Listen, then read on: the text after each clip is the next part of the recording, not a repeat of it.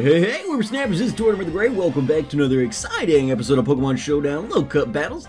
Today I'm bringing you guys a new Gen 7 team that I've been playing around with. It actually took me a really long time to get this team going, but it's a bit of a hail team. We're running Frazier here, who sets up the snow warning, gets that hail going, and then we also have a Lowland Sandshrew, who has Slush Run, I think, Slush Rush or something like that. Which allows him to double its speed in the snow. I've also tried a lot of other configurations. I tried Celine is a new patron of mine, and at her tier, they were able to name a Pokemon, and they wanted a Pokemon, a Nose Pass on my team. I tried running Nose Pass, it just wasn't doing anything. I tried running a Lowland Meowth, but in the end, it just wasn't working well enough. It's like, all right, if we need that component in our team, Boots is gonna have to come back. So here's Boots.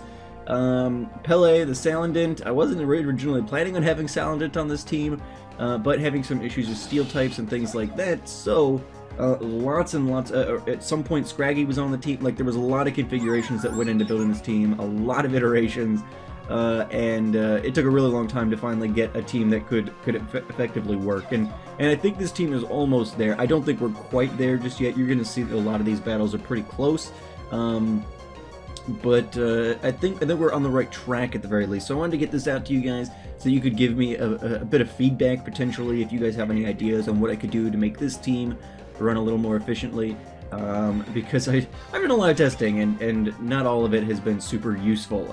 I leave Pele in at this point to do as much damage as she can. Liquidation going to land, and she's going to go out, bringing Hal to come in. Hal's going to take a Liquidation there without too much trouble, throw up the Psychic and get the Marini down to 19%. The Blizzard's going to miss, and then Hal will clean up with the Psychic here. So, yeah, battle number 1, again, really close.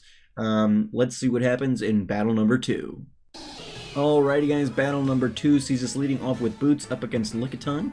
Boots is going to throw up that Fake Out there, and Lickitung's going to obviously flinch, and then Boots is going to throw up the Brick Break. I just kind of wanted to see what exactly that was going to do for me, and does pretty decent damage. Boots obviously outspeeds the Lickitung, so we come in for the cleanup there and finish it off.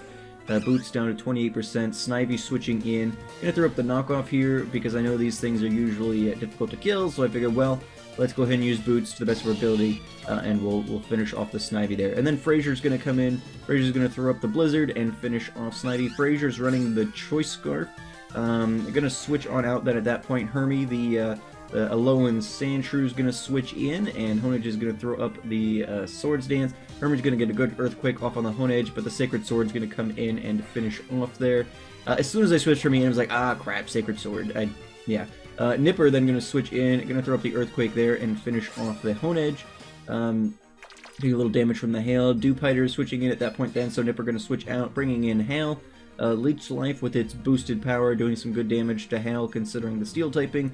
Liquidation also doing some good work. I decided to just go ahead and get the rocks up there and then let Hal go down, at which point Frazier is going to switch back in. Going to throw up the Hidden Power Rock here. Probably could have just gone for the Giga Drain. Probably the Bug type wouldn't have resisted enough that wouldn't have been a better tactic, but went for the Hidden Power Rock, which is going to take Frazier down and leaves Dewpider in a pretty good space HP-wise. At that point, then, Nipper's going to switch in, and Nipper's going to throw up the Stone Edge, which is now going to connect with the Salandent there, so not a great switch in for them. But Spritzy then switching in, and Nipper going to come on out. Pele switching in on the Spritzy, and going to throw up the Sludge Bomb here. I decided to go with Sludge Bomb over Sludge Wave, a little less base power, but a higher, 20% higher chance of poisoning the target, so I decided to go for that, and so I figured that would work. Sludge Bomb landing again through the screen, not going to be enough to kill. Pele getting some stat lowering, but going to have enough base power to get through the Spritzy's defenses there and finish off. Then going to continue to throw up the Sludge Bombs and things like that.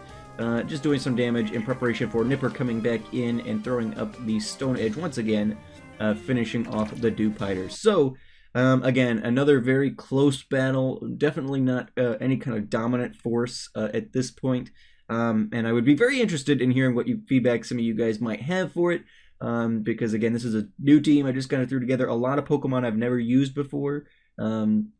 Competitively, only Boots and Hal have ever been used by me in any capacity, so And I've never even used a Crow Brawler before, not in game or anything. So yeah, a lot of feedback would be great. And maybe we can get this team up to snuff a bit. But yeah, thank you guys so much for watching. I've been Tortimer the Great, and you guys have been great. Make sure those likes, comments, subscriptions for me, guys, and I will see you all back here next time on Pokemon Showdown Little Cup Battles. Alrighty, guys, have a good one.